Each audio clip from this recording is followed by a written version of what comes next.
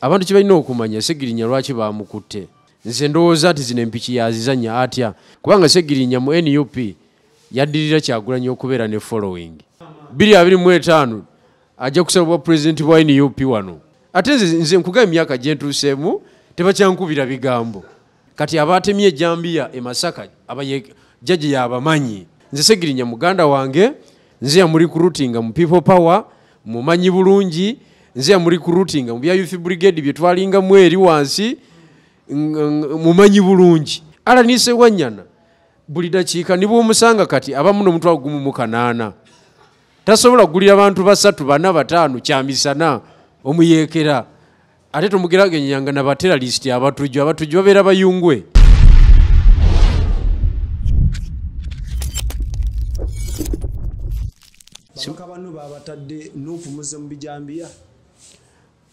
Ekintu ky'ebijambiya ekyo si kyaffe. Nenga ate bakutte Ssegirinya we NUP. Alani Ssewanyana we NUP. Kati jjajja abantu balina okumanya lwaki yakutte Ssegirinya. Jjajja musajja musambi wa byabufuzi. Naye abantu tebakimanyi. Omuzanyi agutegeera. Nnyo era kati ali mu kuinvestinga mu politics anaddako mu maaso. Abantu kibalina okumanya Ssegirinya lwaki bamukutte. Jjajja ayagala kuzoganya Kyagulanyi mu NUP munda. Okay? Kubanga jjajja yalozinga Buganda nga region. Kati Buganda enayagala gitabangula.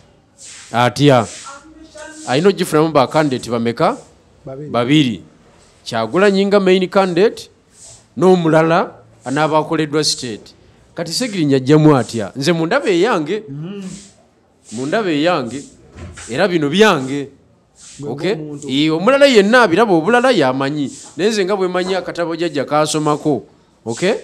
Nze ndowooza ati zino empiki yazizanya atya nti kwata Ssegirinya omuwe hype. Kubanga Ssegirinya mu NUP yaddirira Kyagulanyi okubeera ne following ey'amaanyi. Ng'ogyeko Babi.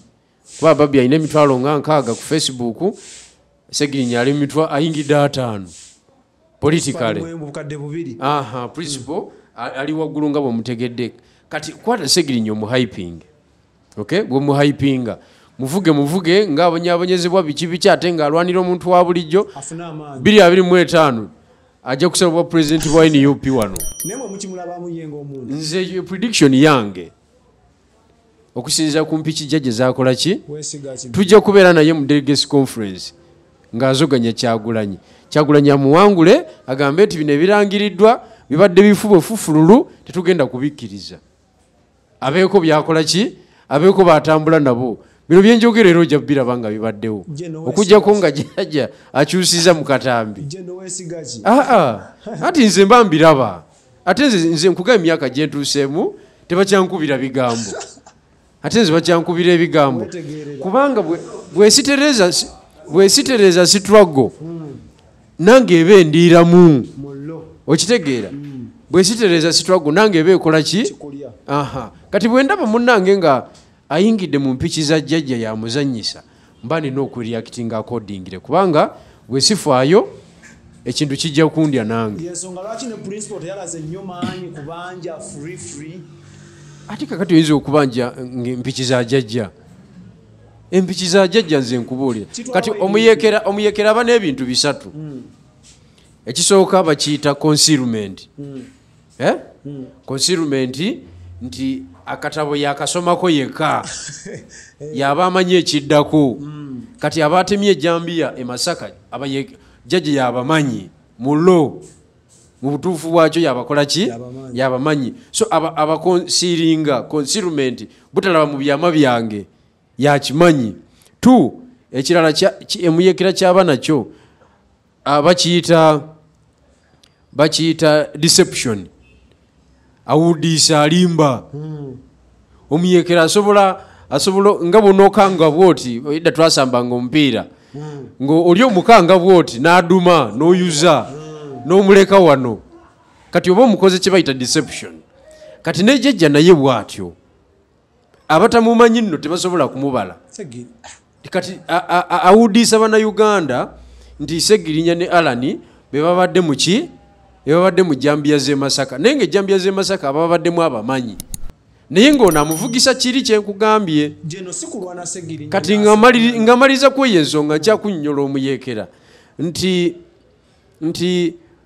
mu eyo deception nti bw'amala okanga ne muyiika nga yabakuba goola ekoze eki enkalu nga mumudumye n'ekigere ekyereere ekyo yakizanye nze Segirinya muganda wange nze yamuli kurutinga mu people power mumanyi bulungi nze yamuli kurutinga mu bya youth brigade bye twalinga mu eri wansi mumanyi bulungi is a one man is show tasobola kukwata $5,000,000 aziwa abantu bagende batemetema abantu tekisoboka tasobola kola activity nga tagirabikiremu ku kamera yayo bange bijambiyo yinzo ogenda ku kamera y'ebijambiya sajja wa showbiz oyo si ye politics we ala nise wanyana buli dakiika nibo omusanga kati abamu n'omutwe gumu mu kanaana tasobola kugulira abantu 3 4 5 kyamisana mullo okiwulidde kati toyinza kuŋŋamba nti yakutte miliyoni n'agiwa abantu bagende batema abantu e Masaka tekisoboka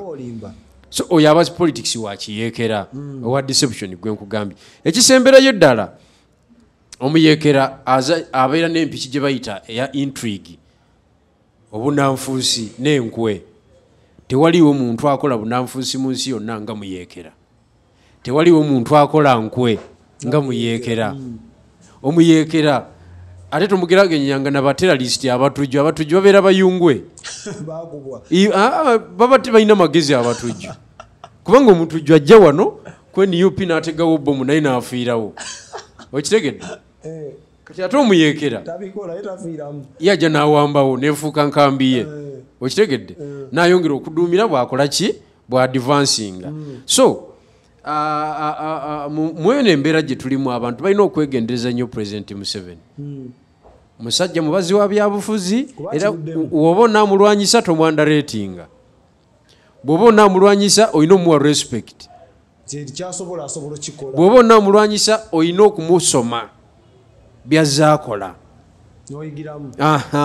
olina okumusoma obugumiikiriza bwe ali tolerant nnyo tomupapya okimanyi nti President Museveni basobola omutwalira olugambo nti obadde olina emundu ogenda muteega wali mu kkubo n'atakukwatirawo n'asooka agumamu n'asooka agumamu igwe n'olowooza nti teyakulabye naye nga yakoze eki ng'akumanyi nti gy'oli n'amala okwetolola bulungi nnyo n'alyoka akulya nga data ye naamukola ki abakulembeze baffe abalala tebalina bugumiikirizo dakiika budakiika kumuleetera olugambo nti Bikiro yabadde wali n'ayogera bw'ati tasobola kusooka kugamba nti mumpa akatambi nkole ki ndabeko aduma budumi so omuyeekera abamukakkamu abamugumiikiriza aba strategic woba olwana naye oteekwa kubanga naawe oli extraordinary mu kupulaninga magezi go babaka bannaffe abo kuba balinga abatakiraba Segirinya ne Alan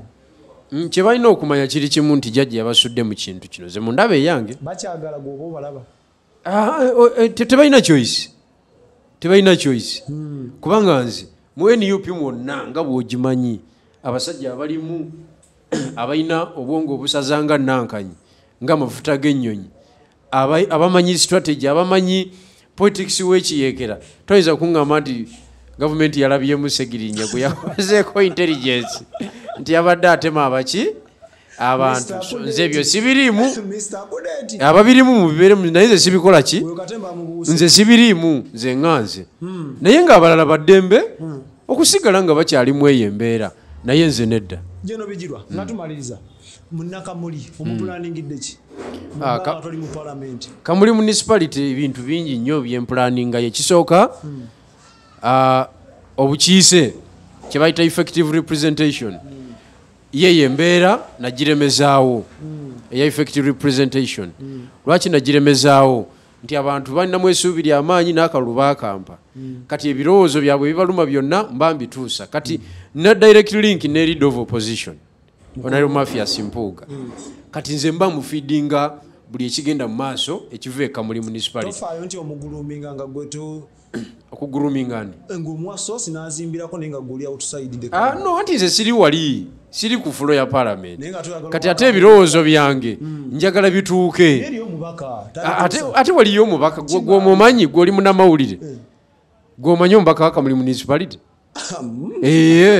kati olaba gwe informed colleague tomanyi munamawulire kiba kitegeeza taliyo kibokisi kiri awo okiwulidde kakati abantu balisinza kuba lyazaamaanya nteekwa okubatambuliza ku mutindo nga ndinga omubaka okiwulidde era amawulire gonna constituency gyotazanyiramu mu Uganda kamuli municipality obuli bw'enguzi nwanaganye ne ba RDC ne ba kawo ne bandi bonna abakubi b'esente zeeyo mbakubi g'abantu maanyi g'abantu sebo twogera ku people power twogera ku people power ate people power kyenjagala abantu baganda bange aba NUP ffenna ekigambo people power muleme kukiremeza wano ku headquarter ng'obeera wano n'owaga people power our power olina okukitwala ku ttaka ne office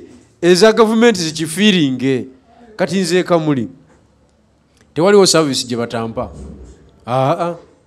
tewaliwo office gye nyingiramu ne banindisa n'okundindisa oba nsanze ewaani nti ani oyaze tijeno bigirwa Moses akoze eki yali awo abasigaddewo bonna baba balina okulinda ensonga zange zikolebweko tokyasobola kabe RPC kabe DPC kabe RDC kabe bani bonna ba government officials mweyo corridor tebakyasobola kuzanyira ku bantu nga wendi agomanyi g'abantu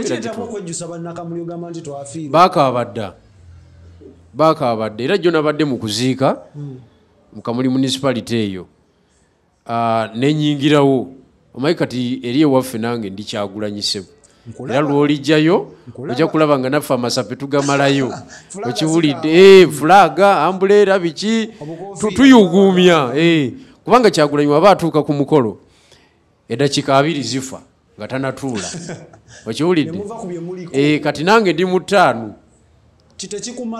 okuyugumya omukolo dakiika 5 nga gufudde si kyangu okitegedde kubanga Kyagulanyi ali mwaga eddakiika 2 gwozimanyi nti wuuyajja awuuma akyali eri abulamu kilomita nga 2 omukolo ne gufa wano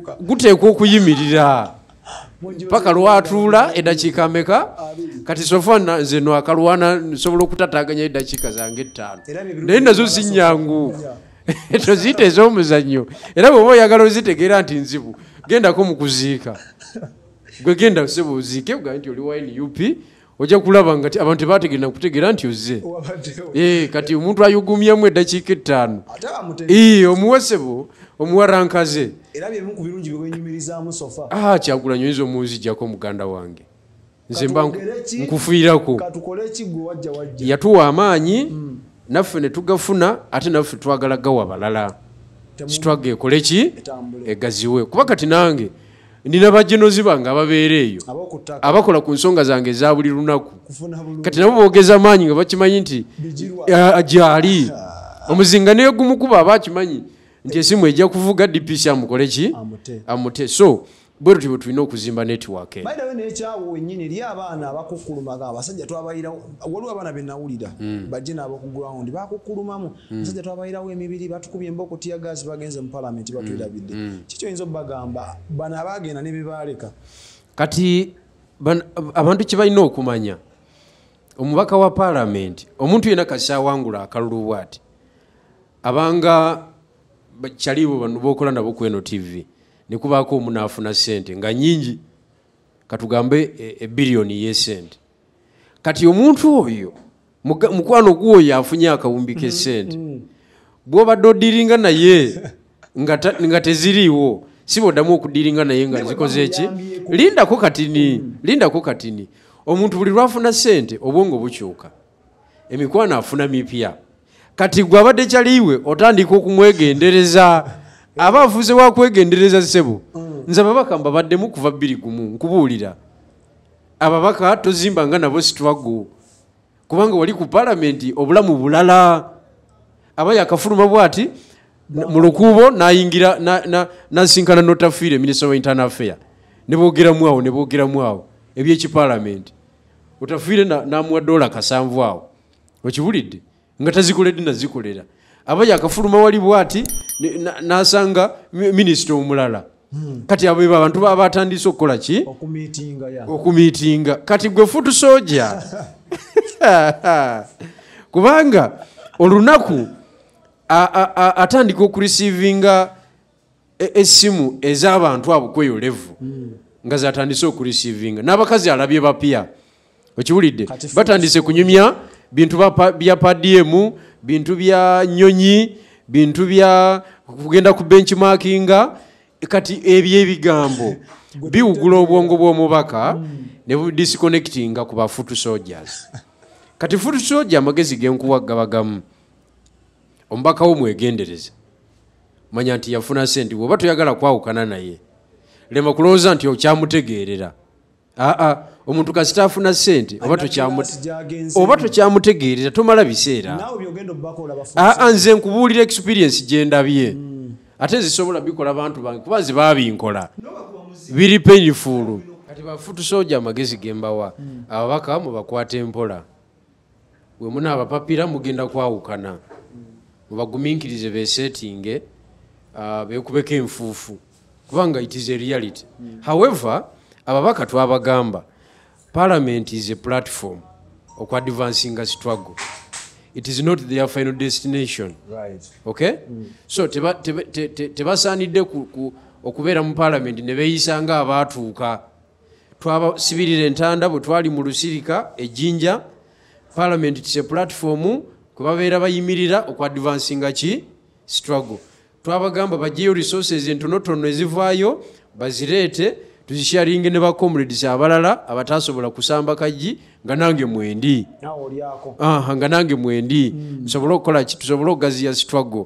Naye mbadde nina point gye nkugamba nti omanyi lwaki Kyagulanyi yeekiseringa yawona ebyobufuzi bya parliament okumulya bwe yamala okuwangula mu 2017 nze kennyini nze yamugamba nti muganda wange bino byogenda okusanga mu parliament nga gwe yali abaddeyo mbimanyi kuba byali binkoleddwako ekisooka mu parliament sente bazirya era naye bagenda zikuwa.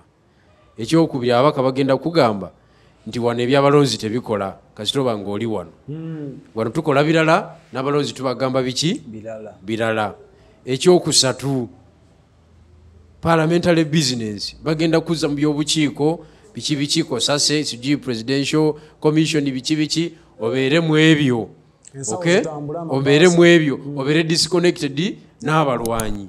Ekyokuna ebyobufuzi ebireeta enkyukakyuka mu Uganda tebiri mu parliament bisigadde mufu abali wabweru wa parliament. Nkusaba ebyobufuzi bya parliament bireme kulya. Kyagulanyi Kasita yakola ekyo bwetwogerera wano yawangula n'obwa president bwa Uganda. Kasita yakola ekyo n'atakkiriza ebyo sijui bukiiko yali ategedde ebizibu ebiriyo in advance yali abitegedde era babimugamba binamugamba nti wano sente tuzirya tubadde wano ebisanja bina tubadde wano ebisanja bina naawe bibeera wano okuume constituency eyo okibulidde. Kakati Kasita yabuuka ebyo kwe kukola kandecha ye kwe kubeera ey'amaanyi era yaswaza abantu bangi. So ababaka ba parliament abaliyo olwaleero abasinga abapya abafa aba NUP kyembasaba ebyobufuzi bya parliament bireme kubalya bamanye nti ebyobufuzi ebireeta enkyukakyuka biri waweeru wa parliament kuba kakati nze Bigiro Moses enwana gyenwanamu yanjawulo kubanga ndi muyala tefaanagana ne munnange alina emiliyoni 2 ku account era naye aba alwana munwanda ki ndala ebizibu ebimu abatayagala na bigendamu alina risiki zatatekinga. So kati kyalina okukola kwekwata ku resources ezo azireetereza akyali radika ennyo nsobole okutwala kintu muki mu maaso. Siina katalekeka okujjako okwebaza President Kyagulanyi n'okumugumya nti sebo guma obwana kyemalira tebugwe mu lunaku lumu buno obwamayi Museveni It's a marathon. It is a process by process mugumya bugumya asigale nga ali ku mulamwa naye kati kino kye twetaaga olwaleero tutandike okudda mu bantu baffe nga tubagumya kati twetaaga enkiiko ezitali za wano mu senta twetaaga nkiiko za pukantwe kubanga ku luli baatunafuya nnyo mbu tetulina bululu wabweru wa Buganda ate ngu bulu twabufuna naye obuzibu bwe twafuna nti twalinayo ba parliamentary candidates bali serious so tulina bazimba mweno time tukuyanza se nange neyanziza nnyo abataka beeka muri municipality abanaaba ku mukutu guno mugugoberere bulungi nze jeno waimwe Bigirwa Moses ninza agubayireku